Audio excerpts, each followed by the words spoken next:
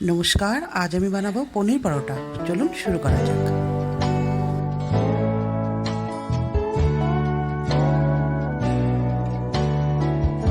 পনির পরোটা বানানোর জন্য আটা আর পনির নিয়েছি। আটাটা মেখে নেব। আটার মধ্যে লবণ, চিনি আর সাদা তেল দিয়ে ভালো করে মেখে নেব। এরকম মুচমুচ যখন হবে তখন হয়ে গেছে মনে করবেন। তারপর জল দিয়ে মেখে নিলাম।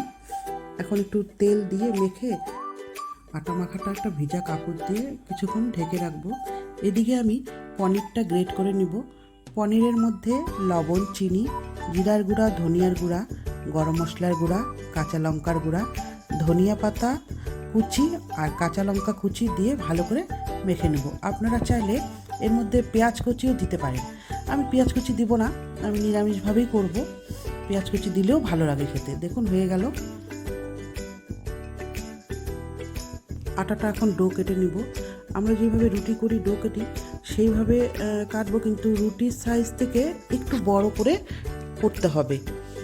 এখন আমি একটা বাটির মতো করে নিয়ে তার মধ্যে পনির মাখাটা দিয়ে দিলাম।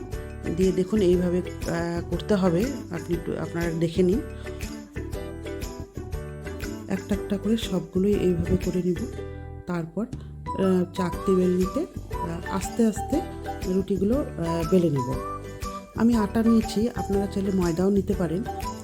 আটাটা বেশি টেস্ট হয় এবং নরম হয়, ওর জন্য আমি আটা নিয়েছি। হয়ে গেল একটা পরোটা বেলা। এখন ভাজছি আমি। ভাজার সময় আমি সাদা তেল দিয়ে ভাজবো। চাইলে আপনারা ঘি দিয়েও ভাজতে পারেন, ঘি দিয়েও টেস্ট হয়। পনির আছে, ঘি দিলে বেশি টেস্ট হবে। একটা একটা করে সবগুলো পরোটা ভেজে নেব। ভিডিওটি যদি ভালো লেগে থাকে একটি লাইক, কমেন্ট, সাবস্ক্রাইব করে দেবেন। ভালো থাকবেন। সবগুলো পরোটা ভাজা হয়ে গেল।